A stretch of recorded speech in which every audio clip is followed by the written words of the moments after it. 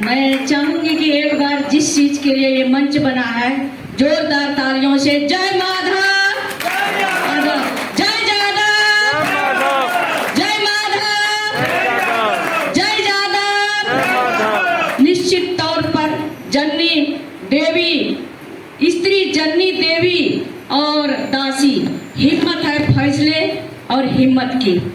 अतीत की चर्चा और भविष्य की चिंता, शायद इन दोनों में लोग भविष्य को खो देते हैं। और भविष्य जो है वो बहुत ही सुधारने की होती है, और भविष्य बहुत सुधारने के साथ मुझे लगता है कि पहली बार अखिल भारतीय जादव महिला महासभा मुझे जोड़ने का काम इस मंच से, अखिल भारत वर्ष यादव महिला महासभा से मुझे जोड़ने का काम professor doctor UV Yadav ji के द्वारा है। मैं इनका तहे दिल से शुक्रिया और आभार व्यक्त करती हूँ कि निश्चित तौर पर अपने काम के प्रति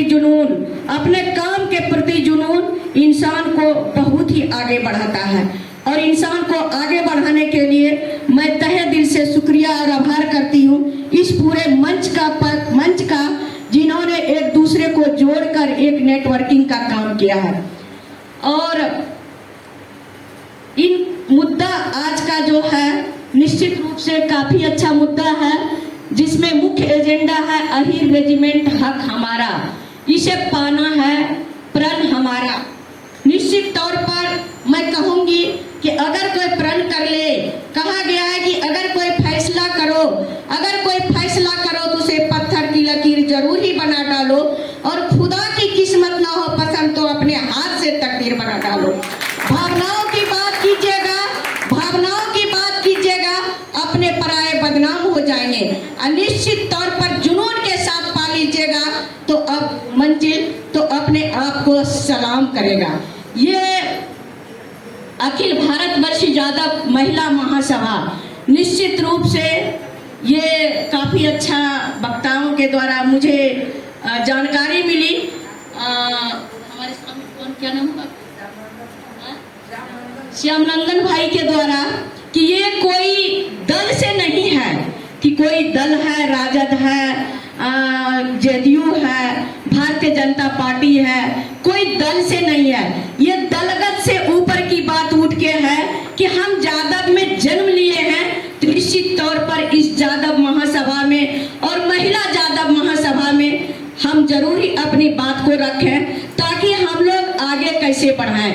इसका एक एजेंडा भी है कि बिहार के हर जिले में संगठन के विस्तार पर चर्चा। कोई भी संगठन तभी आगे बढ़ता है जब आपसी सहभागिता हो, जब आपसी समर्पण हो, जब आपसी समर्पित योजना भी हो। निश्चित तौर पर इस तहत हर जिले में संगठन के विस्तार पर भी चर्चा होगी, और जादव महिलाओं की आर्थिक, सबसे पहले तो हम आर्थिक कैसे हों, हम सशक्त कैसे हों। नहीं तो वही कहा गया है कि चुप चुप रहती सब कुछ सहती, चुप चुप रहती सब कुछ सहती, कैसी है लाचारी, और चुप रहती है गम सहती है नाम उसी का नारी। निश्चित तौर पर आज जो महिलाएं हैं, अगर आर्थिक रूप से सशक्त नहीं होगी तो निश्चित तौर पर पुरुषों पर निर्भर होना पड़ता है। आज होली है, आज दशहरा है, आज हमको ये कपड़ा दीजिए, अगर वो सशक्त नहीं है तो उनके पति बोलेंगे, उनकी सास बोलेगी, उनकी ससुर बोलेंगे, उनका बड़ा भाई बोलेगा, है पैसा कहाँ है, अभी इतना तो खर्चा पैसा कर दी। निश्चित रूप से उनकी जो भावना है उन पर कितना ठेस पहुंचेगा। इसलिए ये भावना को ठेस नहीं पहुंचे, सबसे पहली बात है कि वो आर्थिक रूप से सशक्त हो जाए, ताकि जिंदगी का जीना अपने स्तर से हो। जिंदगी एक गीत है जिसे हर किसी को गाना पड़ता है, जिंदगी एक खेल है जिसे हर किसी को खेलना पड़ता है, जिंदगी एक संघर्ष भी है जिसे हर किसी को करना पड़ता है, और जिंदगी एक चुनौती भी है, निश्चित रूप से उसे हर किसी को सामना करना पड़ता है। अपने काम के प्रति जुनून के लिए अहीर रेजिमेंट के बारे में हमारे श्याम सुंदर भाई काफी अच्छा से बताएंगे, रूबी बहन बताएगी। और सभी वक्ताओं में, लेकिन मुझे संक्षिप्त में थोड़ा सा पता है कि अहिर रेजिमेंट हक है हमारा। ये अहिर रेजिमेंट जो है वो लता मंगेशकर गीत गाई हुई है, ये वतन के लोगों, ये वतन के लोगों जरा आंख में भर लो पानी, जो शहीद हुआ उनको जरा याद करो कुर्बानी। निश्चित तौर पर वो गीत लता मंगेशकर के द्वारा गाया हुआ था और उनमें कहा गया था कि ए मद्रासी, ए मराठी, ए बुरखा सो लेकिन ये अहिर का नाम नहीं दिया गया था। तो भारत और शायद चाइना की लड़ाई हुई, क्या समझ, भारत और चाइना की लड़ाई जब हुई 1962 में, तो 19 नवंबर को निश्चित तौर पर 114 सैनिक मारे गए थे और रिजाम्बला में 114 सैनिक मारे गए थे। और सारे के सारे सैनिक वो कौन था? सारे के सारे सैनिक वो जादव था। सारे के सारे सैनिक वो कौन था? तो सारे के सारे सैनिक वो अहिर था। चूंकि हम लोगों का रेजिमेंट अहिर रेजिमेंट पास नहीं था, इसलिए हम लोगों को हक नहीं दिया गया। ये नहीं कि लता मंगेशकर उतना राष्ट्र लेवल की गायिका है, उसको हम लोग शुद्धिकरण करना चाहिए, ये उनको हम लोग नहीं बोल सकते हैं। लेकिन जो हमारा हक था, जो हम लोगों का हक है कि अहिर रेजिमेंट मिलना चाहिए, तो मिलना चाहिए। इसके लिए हम लोग संघर्ष करेंगे और करते रहेंगे। निश्चित तौर पर मैं आज महिला महासभा में उपस्थित हुई हूँ और मुझे लगता है कि आज़ादी के 60 साल बाद भी, आज़ादी के 60 साल बाद भी महिलाओं को जो सम्मान और जो अधिकार मिलना चाहिए, निश्चित तौर पर वो अभी उससे वंचित है।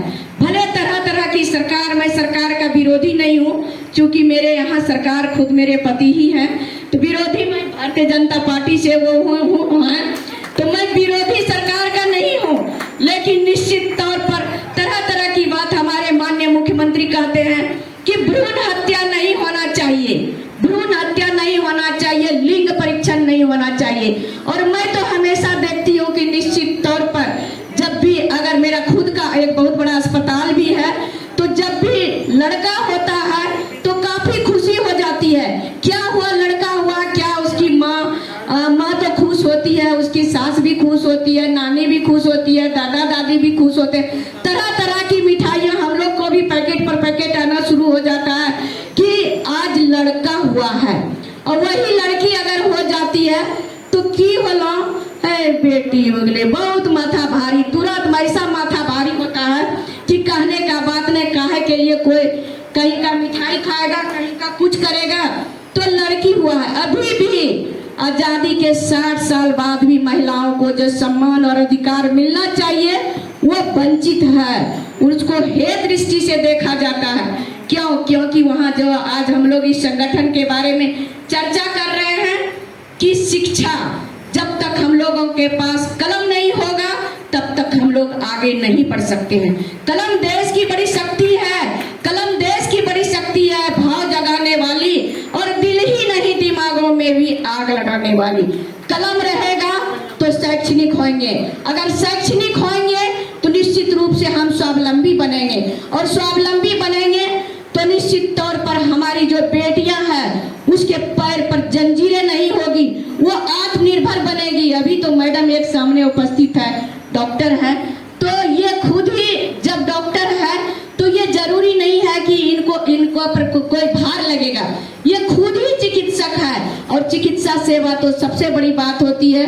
God can not be everywhere so he made the doctors. ईश्वर हर जगह मौजूद नहीं होता है, लेकिन उन्होंने डॉक्टर को बनाया।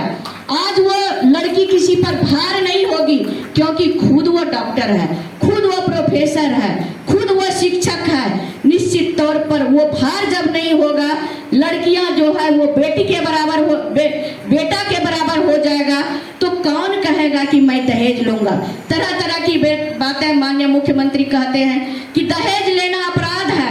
मैं तो देखती हूँ कि बराबर रोज तरह तरह से दहेज लिए जा रहे हैं। लिंग परीक्षण नहीं होगा, लेकिन बराबर हम देखते हैं कि रेडियोलॉजिस्ट तरह तरह से जांच करते हैं, गैर कानूनी रूप से जांच करते हैं, और जांच करके जब निकलता है कि नहीं ये बेटा है तो भ्रूण हत्या होता है।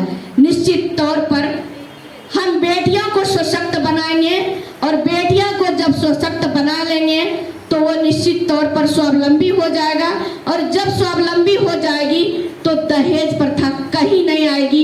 कोई लड़का वाला लड़की से तिलक नहीं मांगने जाएगा कि तुम इंजीनियर हो मुझे तिलक और दहेज दो। उसका सिर्फ और सिर्फ कारण हो सकता है कि हम अपने आप को अपने घर में अपने बच्चों को एक अच्छा चिकित्सक बनाए। नहीं चिकित्सक बने तो शिक्षा के क्षेत्र में छोटे से लेके बड़े तक कोई भी विषय हो, कला हो, संस्कृति हो, विज्ञान हो, खेल हो, किसी में भी हो, तरह तरह के अंकुर निकल सकते हैं। यहाँ पर मैं सम्मानित समादरणीय अतिथियों का तो मुझे सबसे पहले नाम बोलना चाहिए। प्यारी बहन रूबी प्रदेश अध्यक्षा जो है डॉक्टर रूबी कुमारी, और यहाँ पर उपस्थित मुझे लगता है कि कुछ जन आए हैं कुछ नहीं आए हैं। तो प्रोफेसर उदय प्रताप सिंह प्रदेश अध्यक्ष हैं, सत्य प्रकाश सिंह यादव जी राष्ट्रीय अध्यक्ष हैं, प्रमोद चौधरी जी प्रमुख राष्ट्रीय महासचिव हैं, दिनेश यादव जी राष्ट्रीय महासचिव हैं, पूर्णिमा यादव राष्ट्रीय अध्यक्षा हैं, कमला यादव, प्रदीप देहरा राष्ट्रीय युवा अध्यक्ष हैं, सचिदानंद सिंह जी प्रदेश अध्यक्ष हैं, प्रोफेसर डॉक्टर विनोद कुमार यादवेंदु राष्ट्र कार्यकारी अध्यक्ष हैं, श्यामनंदन यादव जी काफी अच्छा प्रखर वक्ता भी है, अंजनी रंजन उपाध्यक्षा हैं, सम्मानित बच्ची देवी ये भी अध्यक्षा हैं। तो निश्चित रूप से मैं आज और साथ में और सम्मानित समादरणीय इस फिल्म में इस प्रसाद में बैठे हुए सम्मानित समादरणीय अतिथियों का मैं तहे दिल से हृदय से आभार व्यक्त करती हूँ। हमारे सामने बैठे हुए प्रेस और इलेक्ट्रॉनिक्स मीडिया के बंधु भाई जो लोकतंत्र का चतुर्थ स्तंभ है, उनका भी तहे दिल से आभार व्यक्त करती हूँ, क्योंकि प्रेस और इलेक्ट्रॉनिक्स मीडिया ये लोकतंत्र का चतुर्थ स्तंभ होता है। और होली की ढेर सारी शुभकामनाएं देती हूँ। नारी किसी से कम नहीं है, दर्द के फूल खिलते भी हैं, पिघल जाते हैं, कुछ दिन में भर भी जाते हैं। निश्चित तौर पर जब तक अपने आप को ऊपर नहीं उठाइएगा, अपने आप को जुनून नहीं होगा, तब तक हम लोग आगे नहीं बढ़ सकते हैं। और मुझे भी संगठन बनाने के लिए कहा गया था। मैं लगता है कि ये रूबी बहन अगला बार अगर देखिएगा तो ये प्रसाद जो है एक भी कुर्सी खाली नहीं रहेगा, सिर्फ से और सिर्फ भरा रहेगा, और वो भी भरा रहेगा तो केवल सिर्फ और भागलपुर से ही, सिल्क सिटी भागलपुर से ही भरा रहेगा। निश्चित तौर पर विशेष किसी भी स्त्रियों का संक्षिप्त में चूंकि सबों को बोलना है, किसी भी स्त्रियों का जिंदगी का जंग आसान नहीं होता है। कभी कभी बहुत मुश्किलों का सामना करना पड़ता है, कुछ तो मुश्किलों का सामना करके आगे बढ़ जाती है और कुछ पीछे हट जाती है। जो आगे बढ़ती है उसी को अपराजिता कहते हैं। निश्चित तौर पर सुबह को देखा बचपन, दोपहर हुई जवानी, शाम हुआ बुढ़ापा, रात को खत्म कहानी। लेकिन जो महिला नारी होती है वो सुबह अगर जन्म लेती है तो माता पिता पर निर्भर होती है, और शादी होता है तो पति पर निर्भर होता है, और जब बूढ़ी हो जाती है तो शायद बेटों पर निर्भर होती है। क्यों ना हम अपने आप को बना डालें ताकि सबका निर्भरता सिर्फ आप में ही समाहित हो। इन्हीं चंद शब्दों के साथ ढेर सारी पुरुष भैया लोग जितने भी हैं, सम्मानित समादरणीय अतिथि, तकलीफ नहीं मानेंगे, क्योंकि हम लोगों को आज खुल के बोलने के लिए कहा गया है। इसलिए निश्चित तौर पर पुनः होली की ढेर सारी शुभकामनाएं कि भारतवर्ष होली का त्यौहार है, रंगों का त्यौहार है, आपसी सहभागिता होती है और सौहार्द होती है, रंगों का उत्सव है। पुनः ढेर सारी शुभकामनाओं के साथ जय माधव, जय जादव, पुनः बहुत बहुत धन्यवाद।